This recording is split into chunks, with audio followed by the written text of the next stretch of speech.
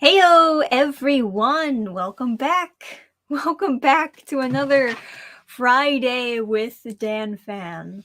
Starring, of course, yes, me, Dannphan. It has been weeks since I've done a Friday with Dannphan. Um, not not intentionally. It's not like I was taking a break from live streaming or anything. It's just that stuff kept on popping up, and then I wasn't able to stream that week for whatever reason, again and again and again, and that's just kind of been a trend these last few weeks. But we're finally back to doing Friday live streams. I don't know how consistent these will continue being, but I guess I'll have to do like notifications or posts or something to let people know, okay, this Friday we're actually doing a Friday with Dannphan, versus other times when it gets canceled because this, and that keep on happening. But yeah, I guess there's a lot of things we can certainly talk about. What have I missed these past few weeks? What have you guys been talking about? What have you guys been interested in lately? There's certainly a lot of different news stories that I've been getting shared around. Let's see, what happened recently? Some YouTube news. People giving reviews about the new Flash movie with Ezra Miller. Heard that people aren't really liking it. Oh no. That's terrible. Man, this morning, me and Adam were just talking about the original Sam Raimi Spider-Man movies. And it just sometimes it just opens your eyes to thinking to yourself, man, remember when superhero movies were like really good for like a short while? And now it's kind of like they all feel the same. They all feel very casual, very jokey, not meant to be taken seriously, not a lot of love put in them. I don't know, man. I feel like the lack of passion, more than anything else, the lack of passion is what has made me fall out of love with superhero movies. Because I'm just not feeling it. I'm not feeling it in the writing anymore. They're certainly not feeling it in the acting anymore. Everyone's super half-assing it, you know? But yeah, I was watching a video where they were breaking down what the original Spider-Man 3 was supposed to be before the changes happened to it. And they started, getting too many plot points in the kitchen. And that's what made Spider-Man 3 as crazy as it ended up being. All things considered, I still don't think Spider-Man 3 is that bad. I don't think it's the worst Spider-Man movie out there, but there are definitely some things in there that are very poorly written and poorly paced, poorly mashed together, maybe? Yeah. Tragedy, though. Absolute tragedy. Unfortunately, after watching that video of them talking about what the original Spider-Man 3 movie was supposed to be, I'm still not very convinced that I would have liked the original Spider-Man 3. So, like, the original villains for Spider-Man 3 was supposed to be Sandman and the Vulture, and then concluding the Harry arc, which is still 3 villains, which is kind of crowded. But rather instead, Spider-Man 3 was supposed to be focusing on Peter going through a character arc of revenge bad. As if he didn't go through that character arc ever before.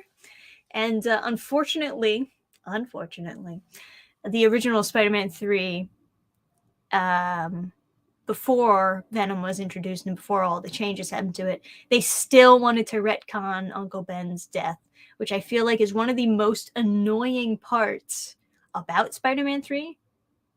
They're like, yeah, if I were to pinpoint the most annoying parts about Spider-Man 3, for me personally, stuff that bothered me the most, it was retconning Uncle Ben's death in the stupidest way possible.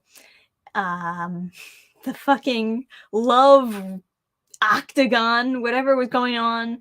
Why you gotta have, why you gotta, no. Stop it with the Gwen Stacy and the Mary Jane and the cheating. I don't like any of that. It just felt so out of character for me to watch that. I've heard someone try to explain why, oh yeah, it totally makes sense for Peter to just openly kiss some other girl in front of Mary Jane. But I'm still not convinced. It's fucking weird. It's bizarre.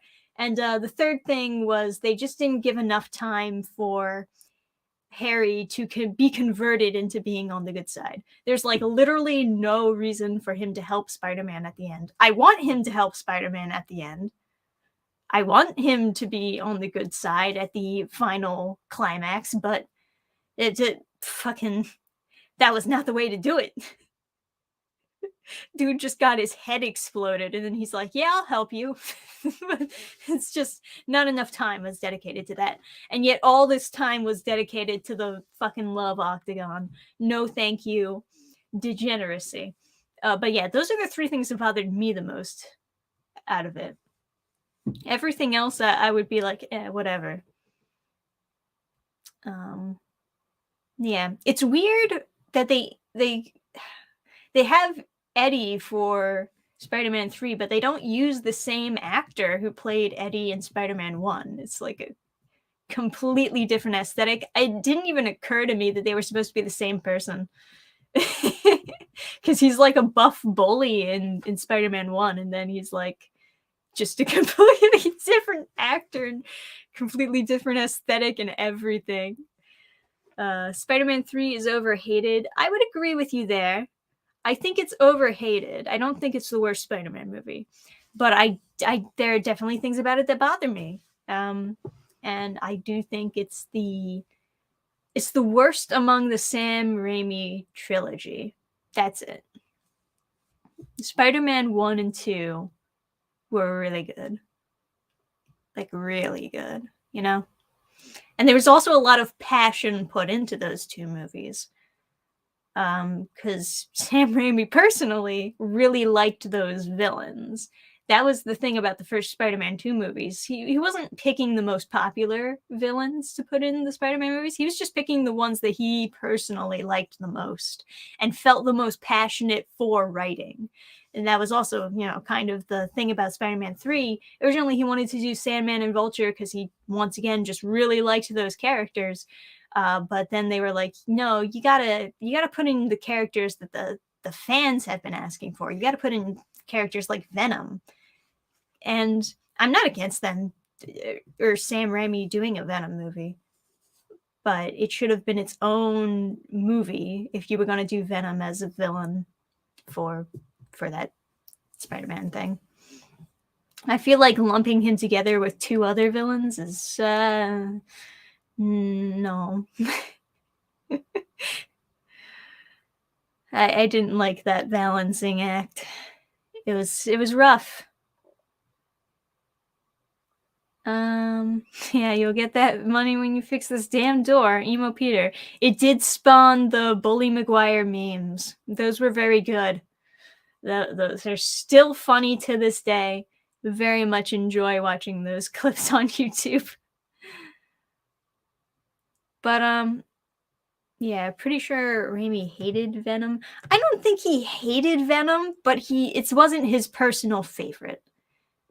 So like the joke that I've heard tossed around is that he made Spider-Man 3 bad on purpose because he was forced to put Venom in there. But actually hearing about how the discussion went down, it doesn't sound like he was forced. It sounded like he was convinced like this was the better option. But because they were already shooting when he had the original script written, they had to kind of juggle what was already made and what now had to be included, which was the Venom plot points. So it was complicated. It was a whole whole fucking thing, man.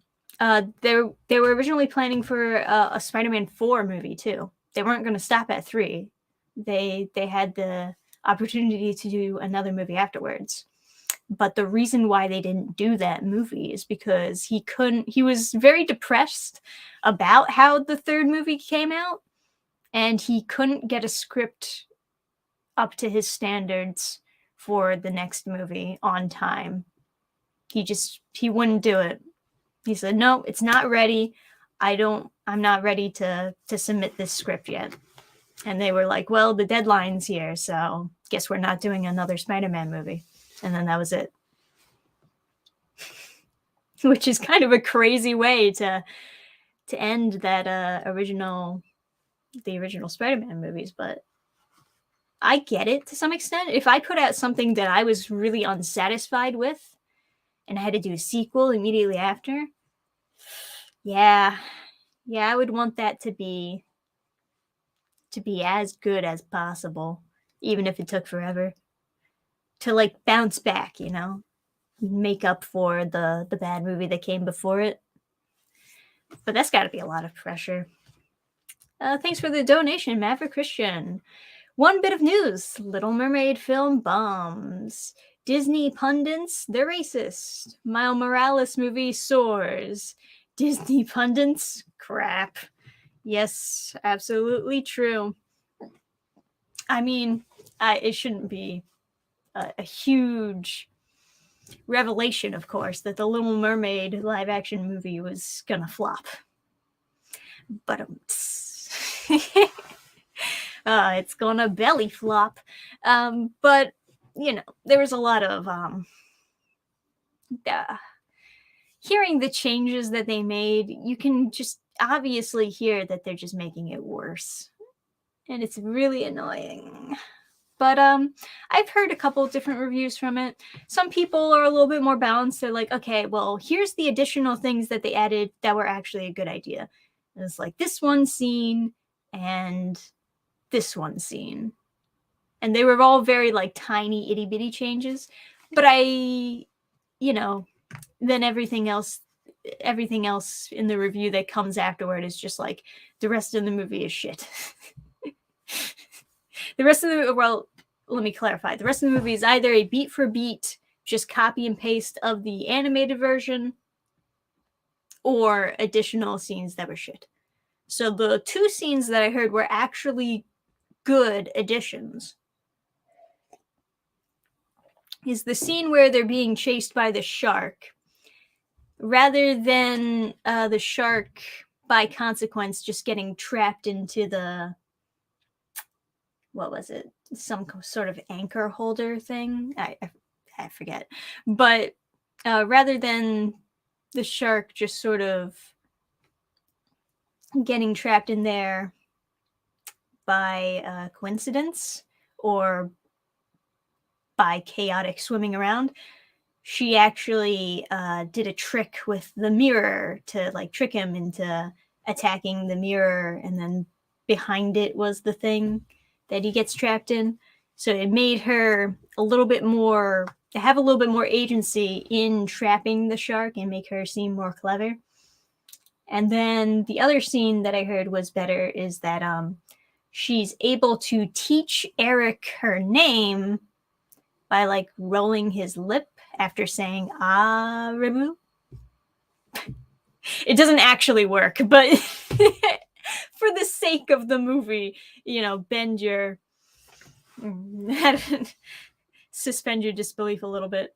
And those were the 2 scenes that I heard that were added in that weren't bad or were improvements. And then everything else I hear was crap. It was either crap or just copying off the original. Yeah. Did it already go belly up?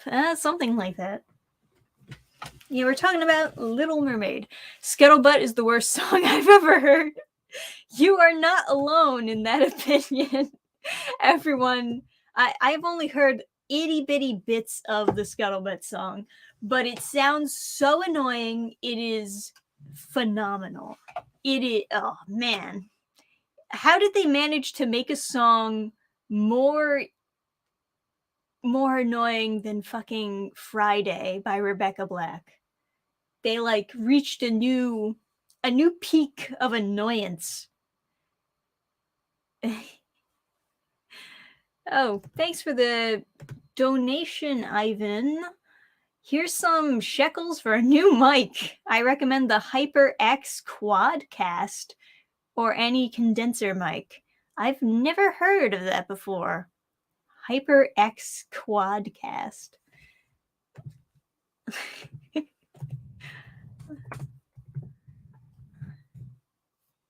I just want to see.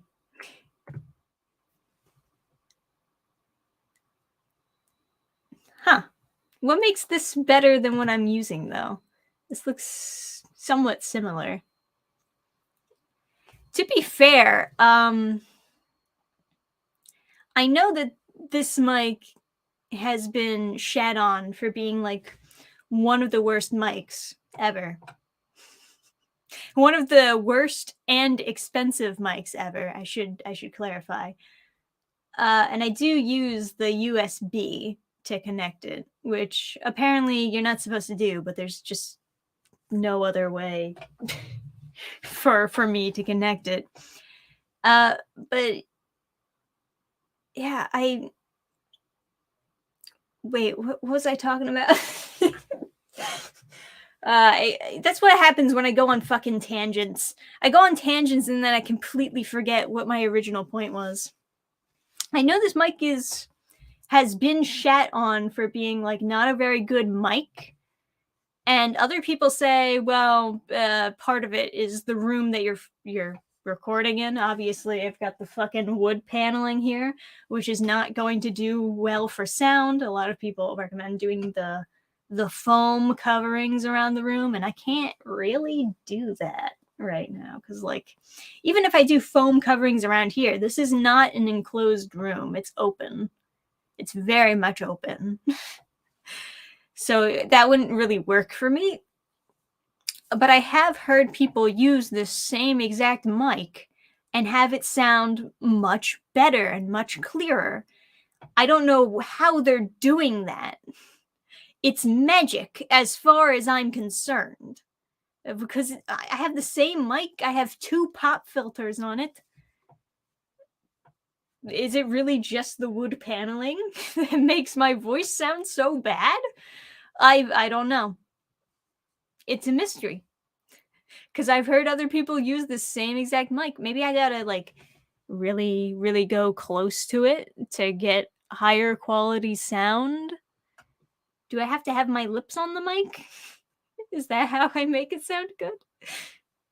Oh, yes. Thank you for the $5 donation, Maverick Christian. I recommend listening to the Scuttlebutt song from The Little Mermaid.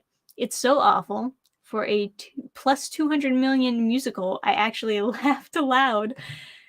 Yeah. There are some people with singing voices, and the voice actress for Scuttle does not have a singing voice. And that is all I will say. It is Friday. Gotta get down on Friday. There you go. The mic isn't bad, actually. Is it a Blue Yeti? Yeah. It's a Blue Yeti. It's the mic that everyone shits on. Everyone who has a better mic, anyway, shits on for being like really bad, but so recommended. Like everyone I know who has gotten a Blue Yeti always says, "Oh well, it was recommended to me like crazy." I'm thinking to myself, is there like some conspiracy going on where like the Blue Yeti executives or whatever are just like hiring people to, I don't know, go into forums and start recommending the Blue Yeti mic even though they all know it's shit? But no, my Blue Yeti I got when I was still in high school. I was actually recording myself playing my music because I play the guitar and I made music back in the day.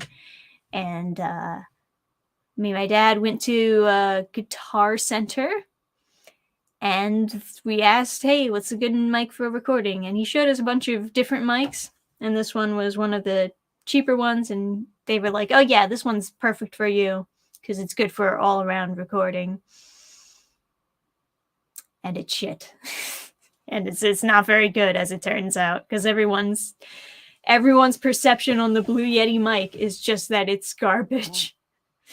Now, thanks for the $2. Sapien Underground. Blue Yeti, clothes hanger stocking. Job done. Okay. Oh, and another one from, yeah. I don't know if I can say that name. Do you review indie comics? If so, what's the best way to contact you?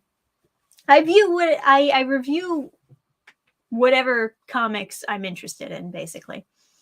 Like, if I read a comic, even if it's indie, if I'm like interested in talking about it, I'll do a review on it. They don't really get a lot of views, I gotta say. My indie comic reviews are definitely the lowest view count videos that I've done. I guess that's just a trend, though, because like when you're reviewing something that's an indie name and people don't recognize the indie name, it's just chances are they're not going to click on it because people want to look at things that they recognize. So for indie creators out there who are like looking to get their stuff better known, it's not a bad idea to contact reviewers, of course, and offer them like a free copy or free digital proof or PDF. I said proof of their work, and be like, yeah, why don't you just read it and then like post about it or review it or whatever. Like not a bad strategy, although you just got to keep in mind that that's not all you can do. You need to like post about it like crazy and try to get fans to post about it.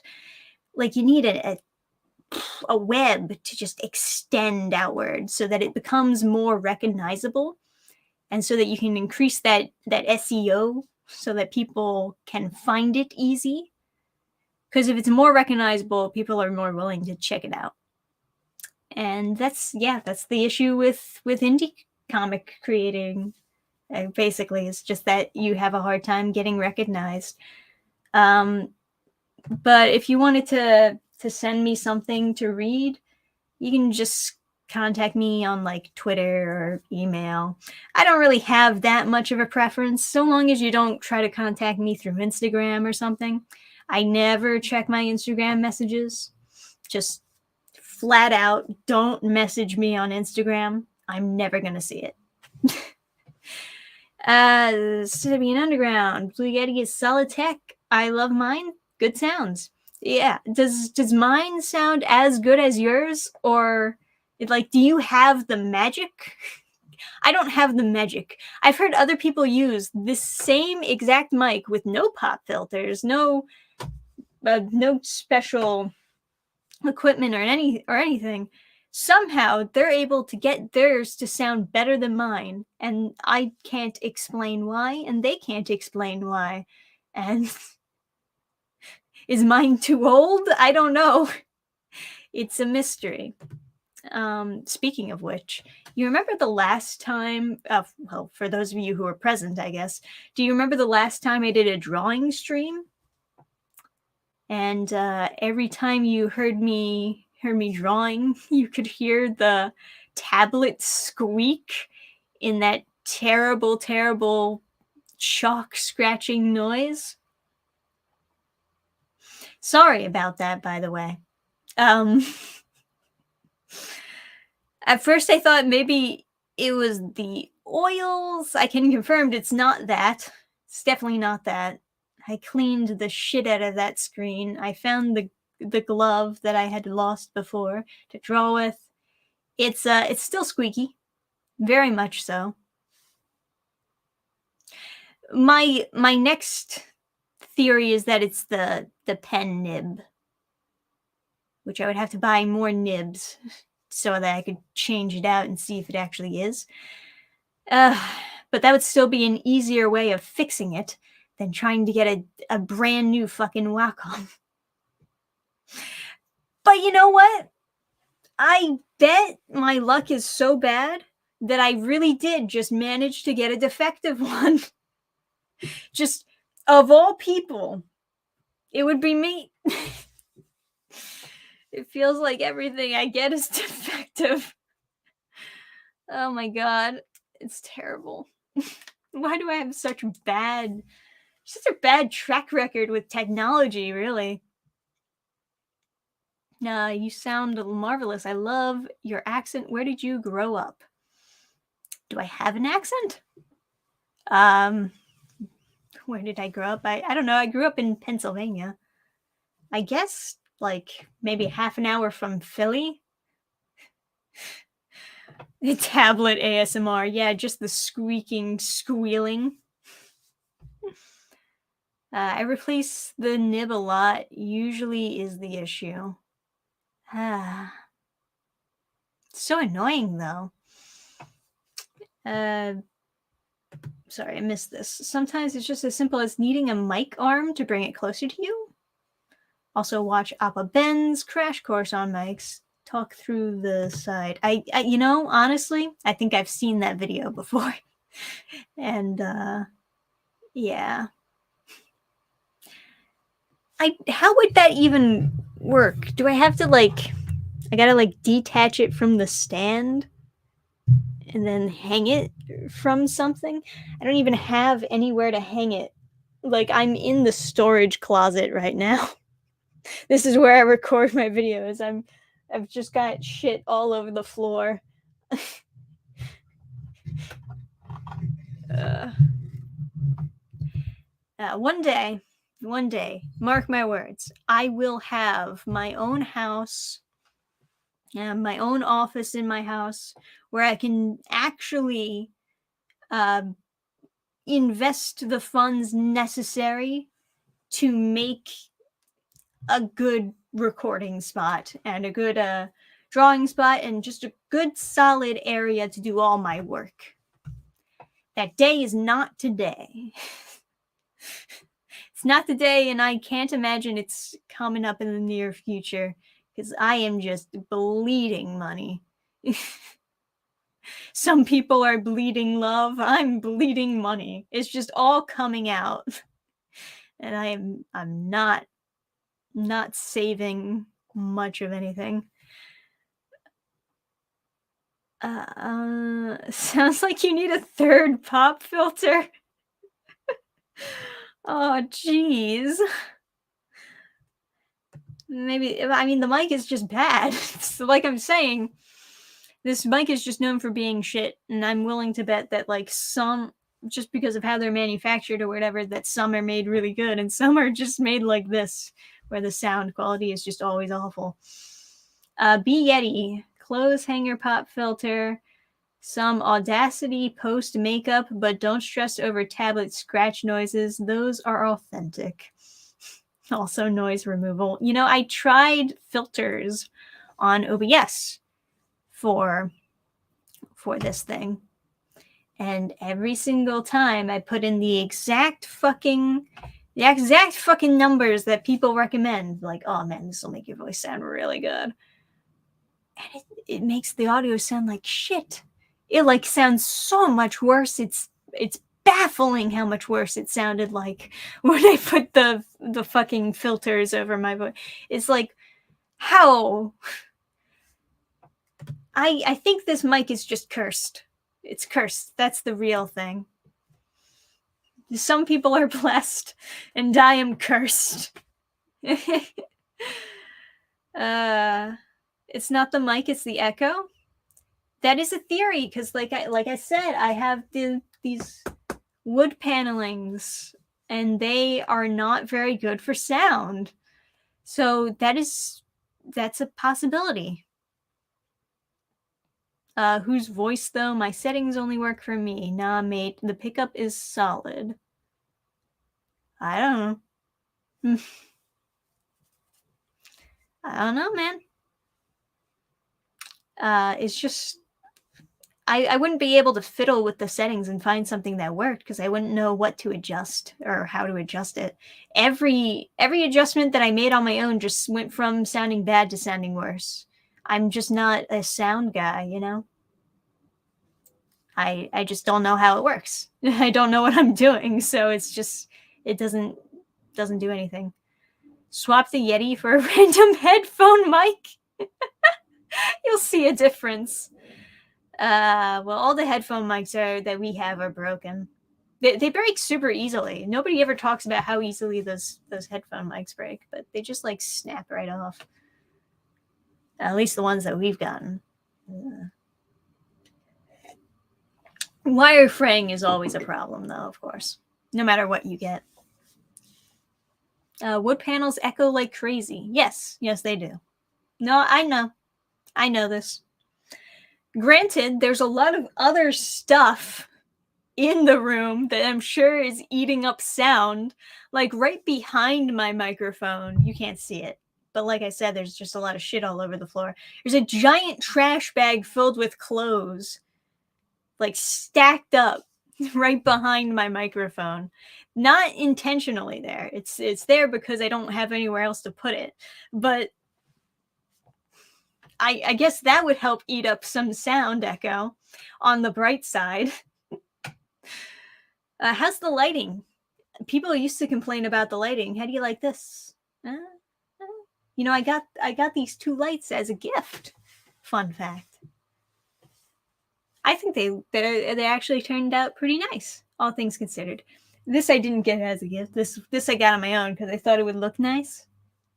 The bad thing about this though is that I can't really take it off now that it's on there.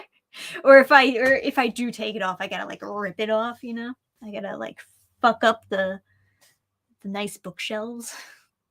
Lighting's okay. Lighting is nice. Lighting is great. Lighting is good. Good. We fixed one problem. People also used to complain that I had a potato cam. I got the 1080 fucking Logitech camera that took a bizarrely long amount to get in the mail, but it does look significantly better than the camera I had before.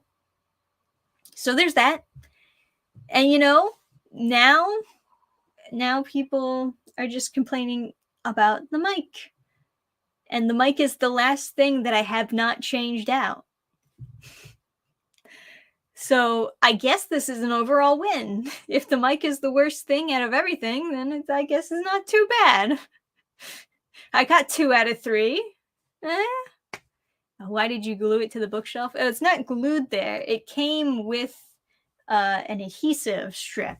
So you take it off and then you stick it wherever you need it to be stuck.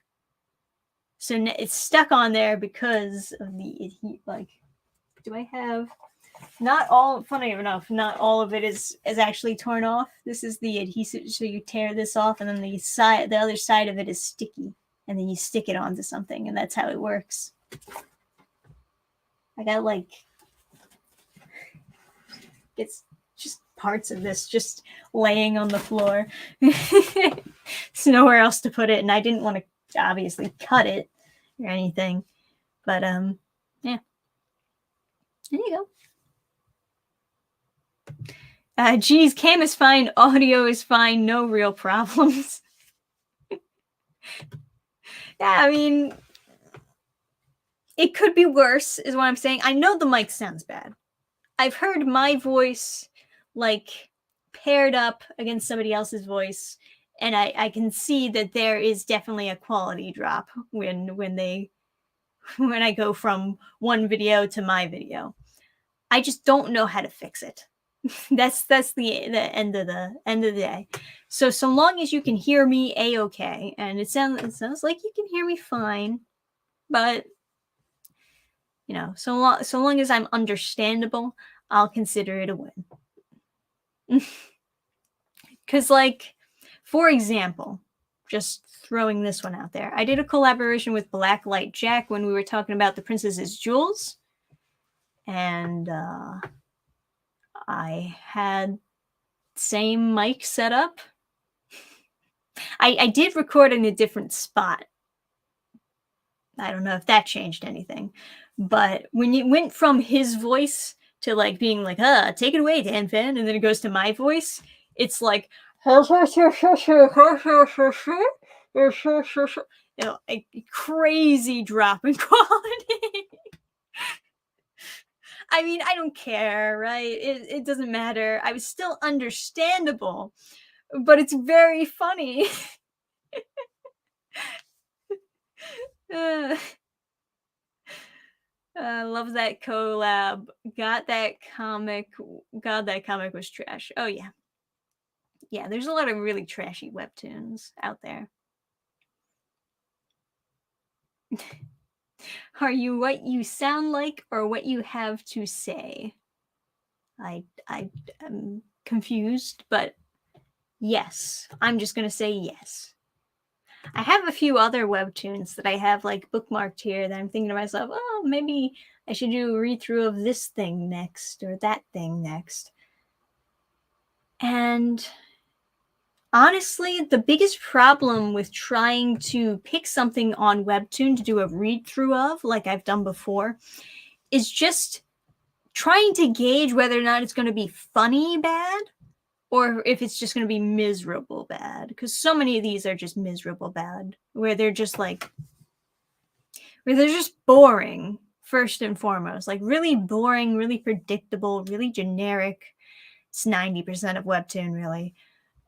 But I feel like it's not as doable to do read throughs of those types of webtoons and have it still be entertaining. So it's really, I don't know what I'm doing, basically. I have ideas of webtoons I could check out, but I don't know 100% for sure. Jack, oh my God, he finds the craziest fucking webtoons. So sometimes they just pop out at you, right? Because sometimes they're just on the homepage and you're like, whoa, like religiously gay, right? That was crazy when that popped off. I was like, oh, here we go. Oh, work.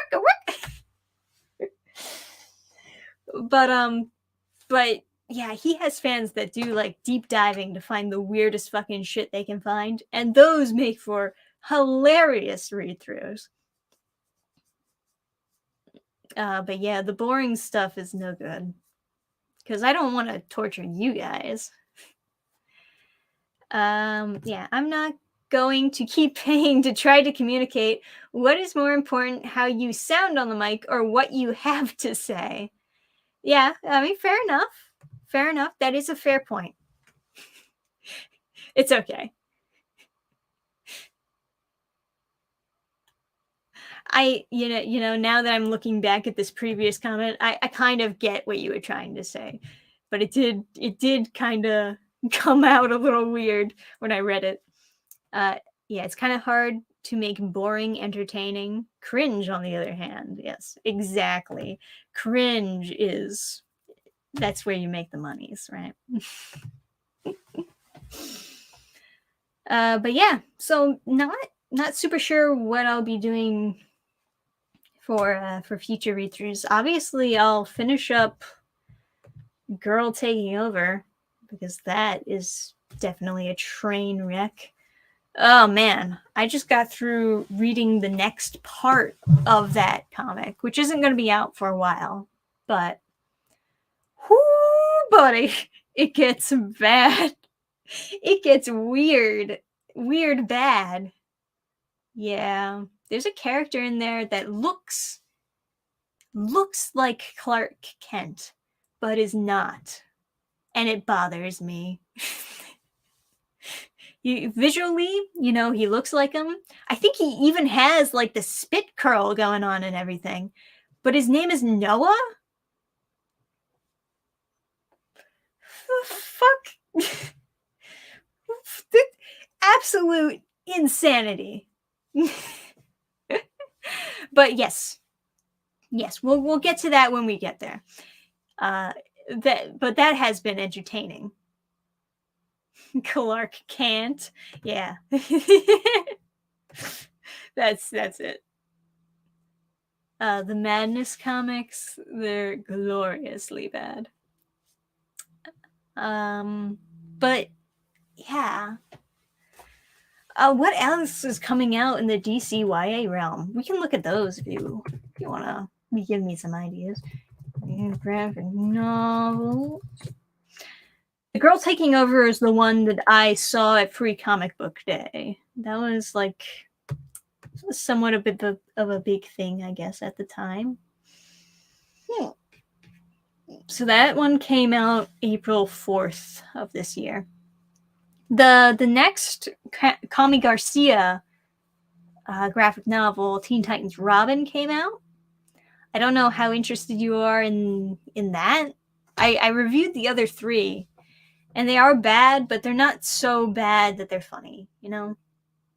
They're like very generic, whatever type bad. Next upcoming, The Strange Case of Harleen and Harley. That'll be something, I'm sure. I'm sure that'll be something worth doing a read through of, because even that title alone, I'm just like, oh yeah, I can feel it. And then there's Static Up All Night. I assume, yes, based on Static Shock, which I actually loved the cartoon for when I was a kid. So I can't wait to see how that goes. And maybe it'll be good. Maybe it'll be good. I'm not gonna judge just yet, but let's see. Static is coming out June 6th. Do they have a cover of this yet? If they, I'll judge it based on the cover if they come out with the cover for this. Oh fuck, here we go. Okay, hang on, let me share my screen so you can see what I'm looking at. 1 second, I'm really bad at sharing my screen. Okay, here we go. That's the one I'm reading. Almost done. It's bad. That's where I'll end that. This is The Strange Case of Harleen and Harley. So Harley Quinn meets fucking Jekyll and Hyde.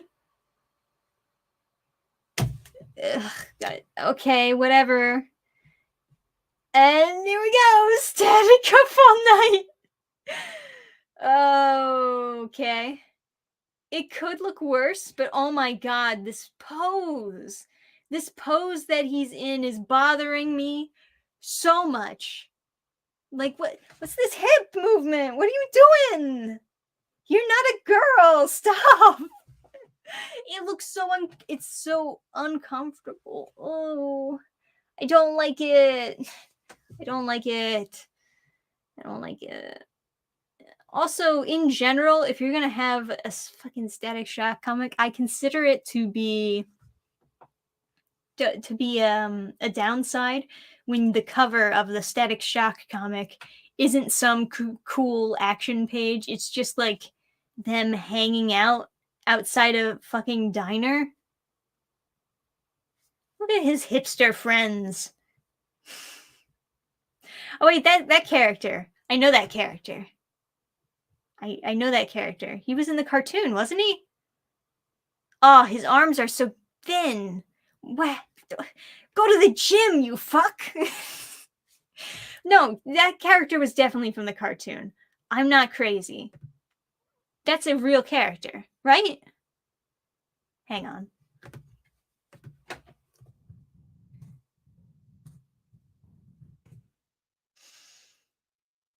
I'll figure this out. Oh, fuck. Hang on, give me a second. Yeah, give me a second.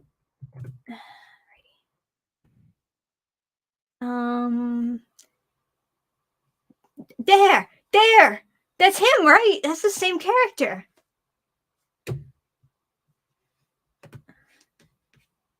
Don't look at me like I read the comics. I didn't. Like I said, I watched the cartoon when I was a kid.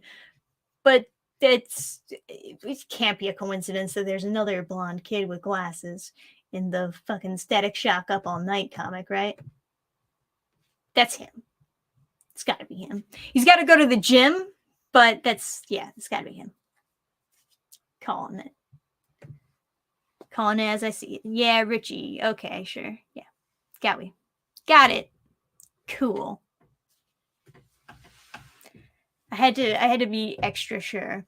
Who are these other characters? I don't recognize them at all. I think they're just inserts. Stop arm shaming poor white boy. Hey man, go to the gym and then you won't be arm shamed. Get them gains. Oh well, yeah. So there's that. I definitely want to read that one. I don't know. Oh man, I shouldn't have closed that tab. I should have like read the description. Well, I guess I can open it again, but I don't know how interested you guys are, but I'm somewhat interested in figuring out what the heck this is supposed to be.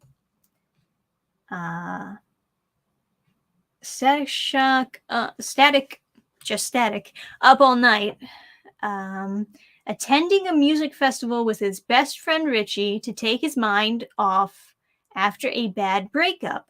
But wouldn't you know it, his ex is in attendance, and that's just the beginning of his troubles. In this madcap story of one night, a series of encounters and events leads to an adventure involving supervillains, a dinner, a reluctant rapper, and a size-changing kleptomaniac, as well as Virgil's frequent bad decision-making.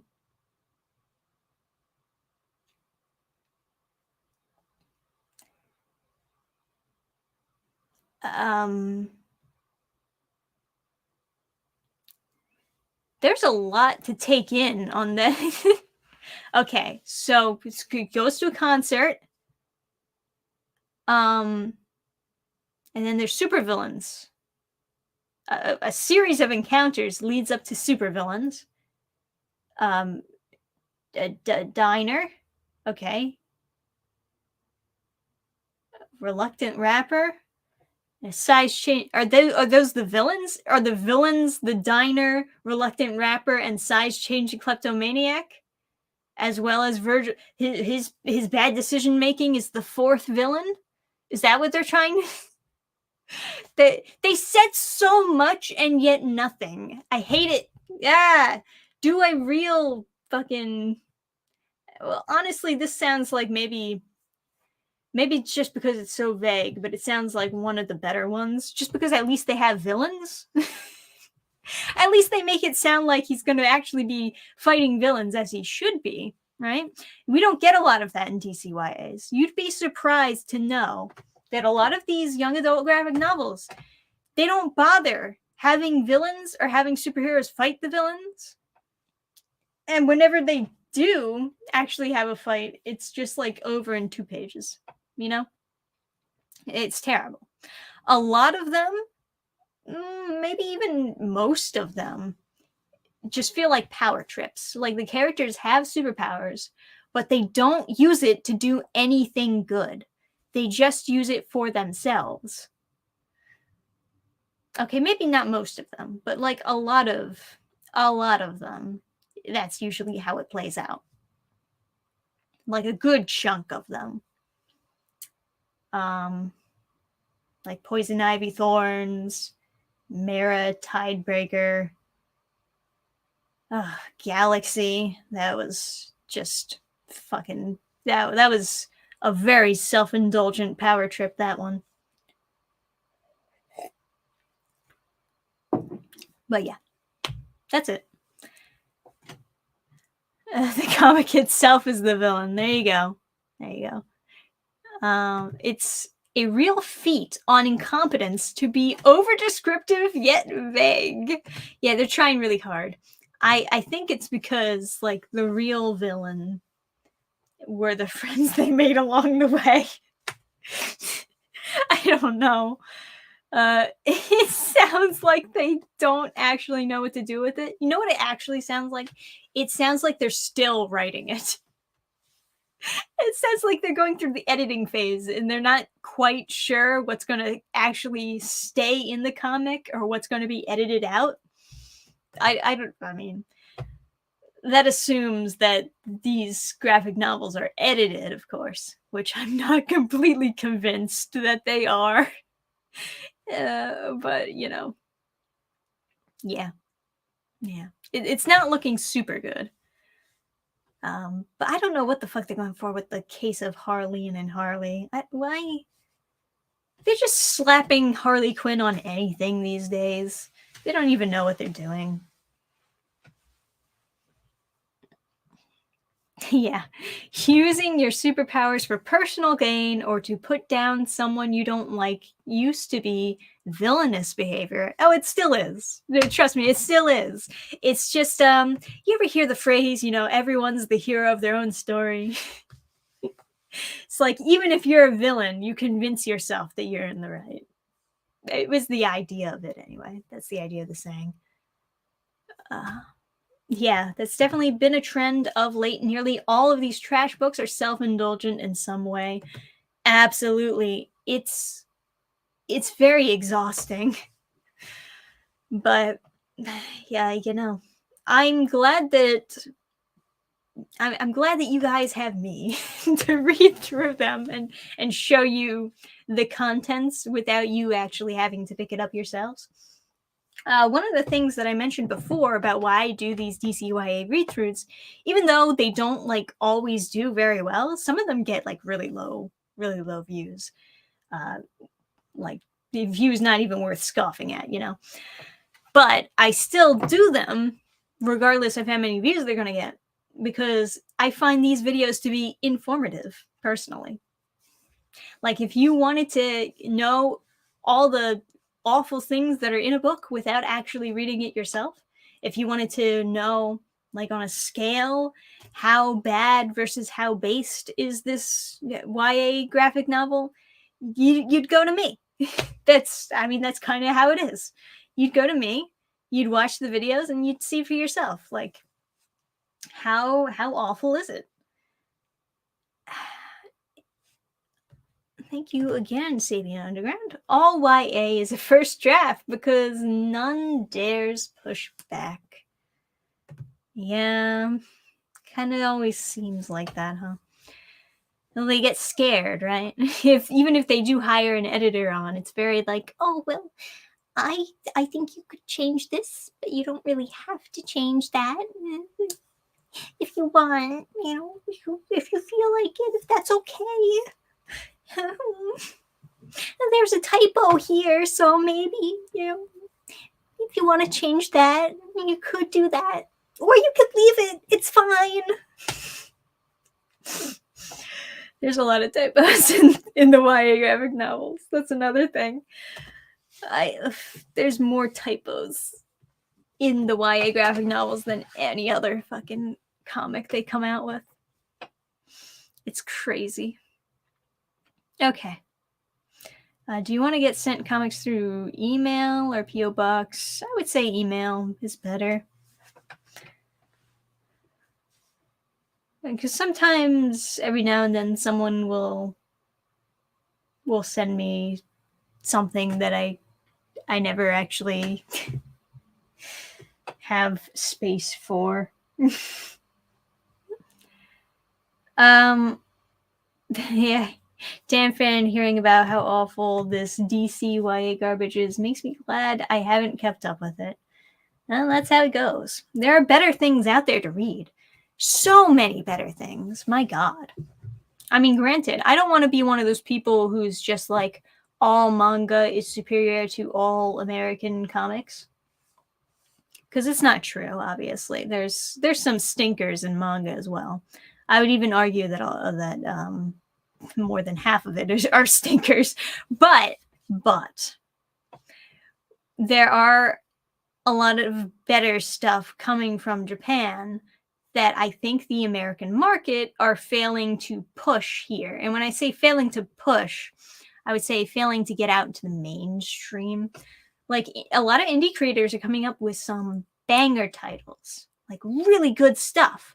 But most of those indie creators can't really get their stuff well known, can't get them into stores, or for whatever reason. Usually it's just because they can't get a hold of a decent distributor. stuff like that. And obviously manga, it's a different story because we have American publishers who do the translating of the manga here and then are able to distribute it. And that works out well for them. But, you know. Anyway, I guess we're getting to the end of the Friday with Dannphan. Is there anything else? Anything else that we should be talking about before I head out of here? I don't even know. What did we actually even... I feel like we went all over the place with topics. And then we just got swept up in talking about DCYA. Sorry about that. I imagine most people probably wouldn't be nearly as excited to talk about DCYA. Let's see. So, Little Mermaid's not doing good. We talked about that. People don't like the Flash. Typical.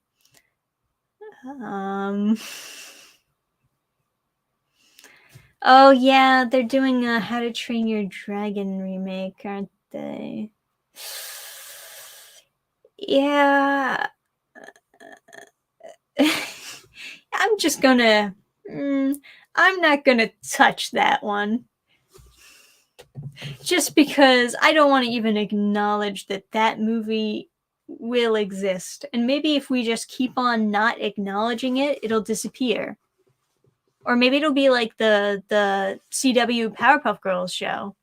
Maybe they'll get canceled because people are just so uninterested in it. Like, make it as irredeemable as possible so that it can't even be released. I've heard some rumor that The Little Mermaid's flop is spelling doom for future live-action remakes at Disney. And I don't know if that's really true. I mean, some people are noting that they're running out of movies to actually remake. But, I mean, I don't know. They can dig pretty deep. You'd be surprised how big Disney's catalog actually is. Especially now that they acquired all these properties from Fox, which is that's also something that people don't take into consideration. I do know that the money is drying up. And it was kind of just a matter of time, you know. But the important thing is just to, I guess, keep at it. Keep at it. Keep not supporting movies that you don't want to support and supporting movies that you do want to support, you know? Speak with your wallet, so to say. Snow White is still scheduled for demolition, I understand. Are they canceling the Snow White live-action film?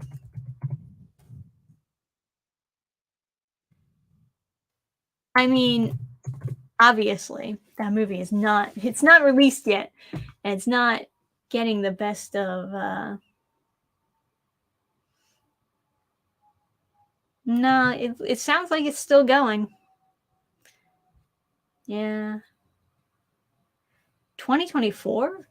It's going to go... they're going to release it next year, and they haven't released any more... Let's see. What else they got going on? They're doing the Mufasa movie. They're doing the Tiana movie. You know, the Princess and the Frog. That's stupid. They're doing a movie on Wonka? Like Willy Wonka? What the fuck? They're doing a movie on Iwaju? What is that? Some of these I don't even understand what the property is supposed to be. But whatever. They can do whatever movies they want. I'm not gonna watch them, so don't matter to me. Yep.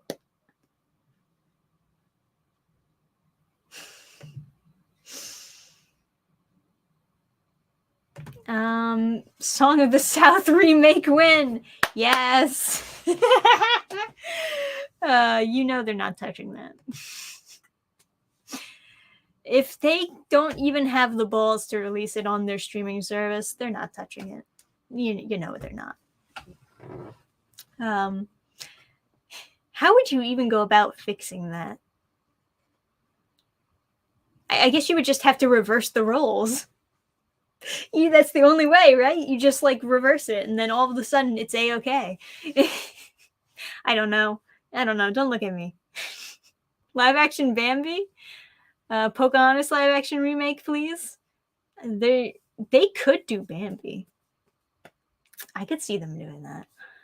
Pocahontas, they would only do Pocahontas if they could like rewrite it from scratch. It's the only way. What have you been drawing lately? Lately, I've been working on drafts for a new project. Or, well, I was editing drafts. Now I'm working on other drafts. Kind of secretive. I want to start doing more other fan art or other art pieces to put out there, just to like keep on practicing at drawing, so that I'm not always doing super loose drafts, and so that I actually get better at the process of making my art more crisp, more, you know. I still struggle with a bunch of words always escape me. I still struggle with the process of actually like making it look super good, and that goes for both coloring and inking, mostly inking, I would say, but you know. So I gotta work on that. Do we get hints? Well, there's some hints on the Subscribestar, of course. But basically, I'll tell you this much. The next project that I am working on is another fantasy project, but it's not going to be like Horizon Quest, where I'm not actually the one writing it or coming up with the ideas. This one is like all solo me, and it's not going to be super high fantasy adventuring party type thing. It's going to be more so dark fantasy, but kind of also a mix with some high fantasy stuff. Maybe a better word would be a balance, because I don't like it when dark fantasy or dark things are just solely darkness, dreariness all the time, because I feel like the edge factor, it doesn't hit quite as well without something to balance it out. When you have something happy happen or cute happen, and then you balance it out with that, dark edginess, I think it hits so much better. It creates this balance, this roller coaster effect of the story. That's what this other project is. So this is the project I'm working on, and this is something that I'm working on like way ahead of its time. I was hoping to do an announcement for it, just so people know what to expect. But I don't know when it's actually going to be done. But it's going to be very long. It's going to be a series, and it's going to be thick. Like thick volumes, roughly that much, to give you an idea. And I was going to be printing them with manga style, but not like backwards, just like the style of the printed papers and paper bound, and print them like volumes. But yeah,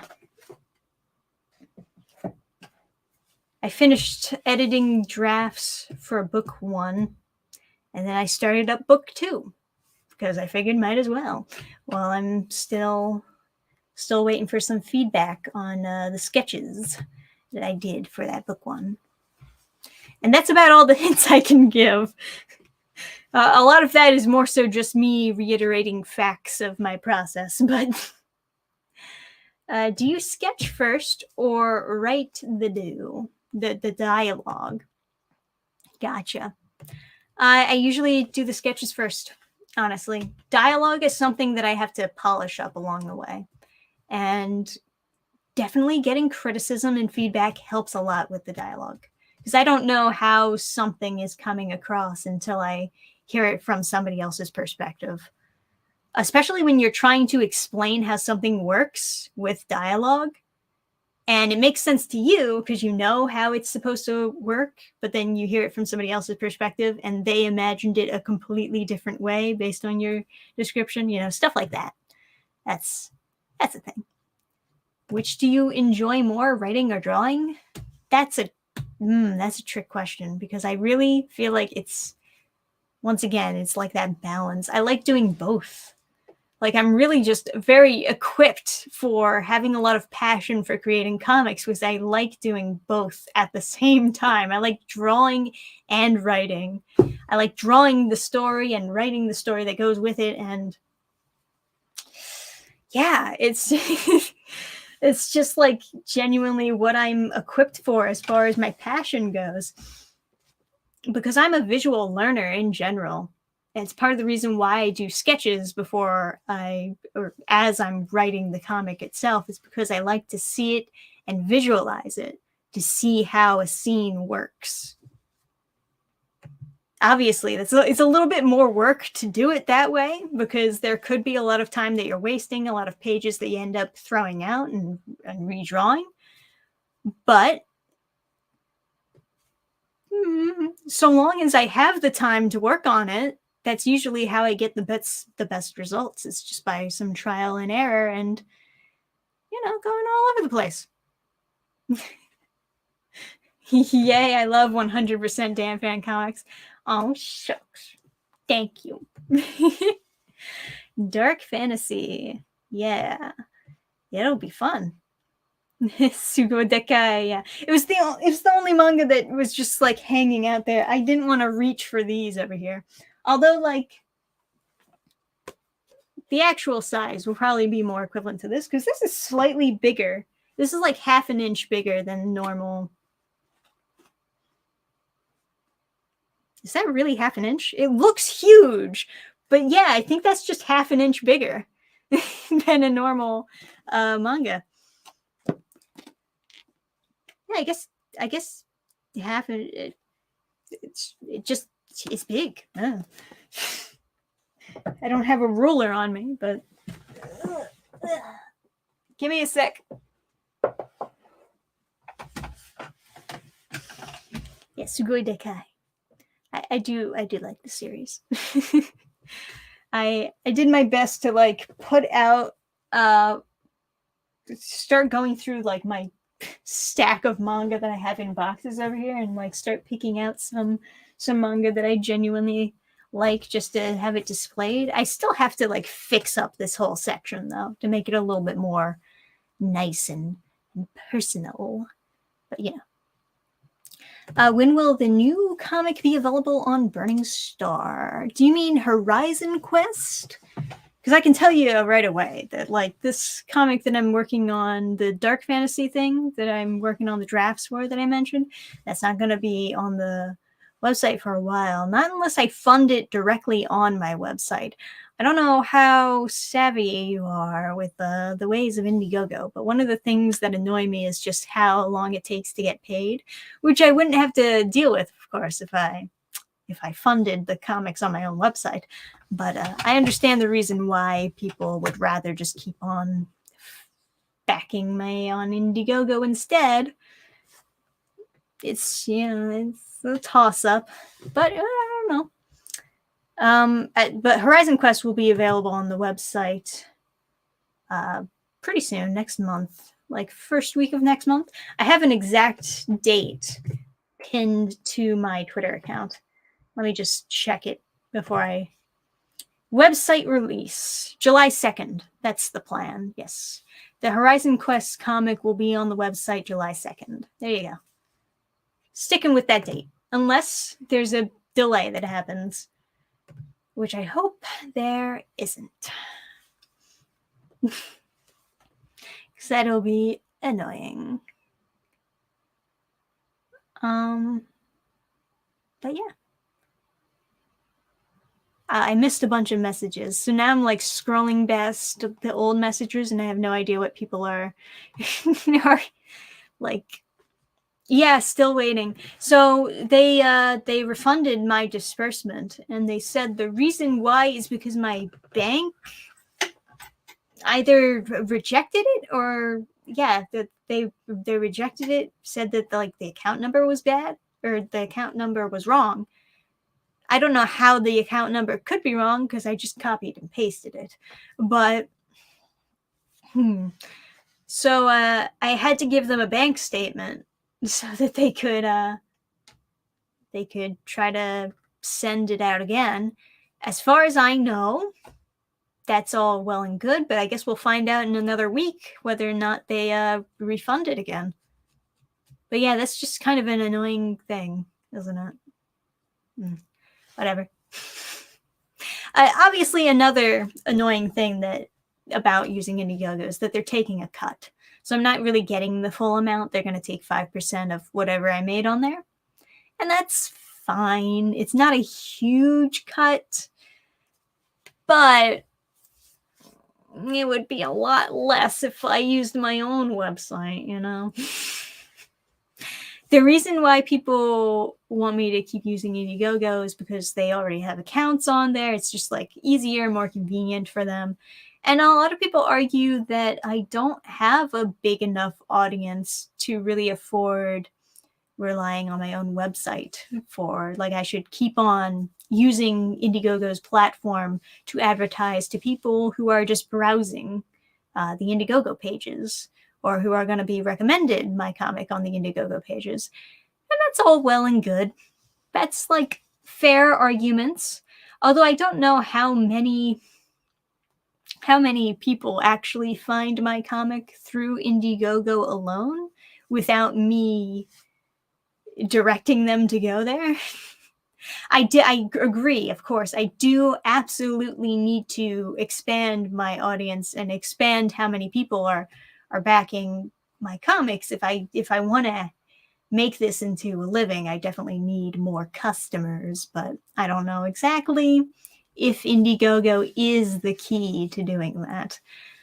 I would argue maybe there's some other option out there that just has not been considered yet.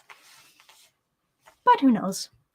Maybe part of it is just me perfecting my art, and maybe I can come out with a style that is appealing to more people, and maybe that's part of how I'm gonna get more fans on board. You know, stuff like that. Super sticker, awesome. His StreamYard is not going to actually show me what the sticker was, but you know.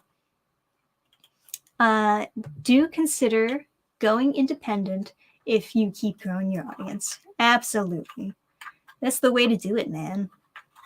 It's the way you're meant to fly. But yeah, we'll play it by ear for now. Like I said, I do need to keep on expanding. I just got to find the best way to do that without stagnating my progress, you know? Because if I'm using Indiegogo to help my brand expand, then that's fine, so long as the drawback isn't outweighing my expanding. How am I a writer? I can't even talk normally. So long as the drawback isn't overcoming the expanding process, it's a good option. But if the drawbacks are too much, then it's not a good option, obviously. It's yeah. Anyway, I think Friday with Dannphan is over now. But you can definitely join me next Friday, assuming that I'm going to be here to do another Friday with Dannphan next Friday. But I would just assume, yes, I would be.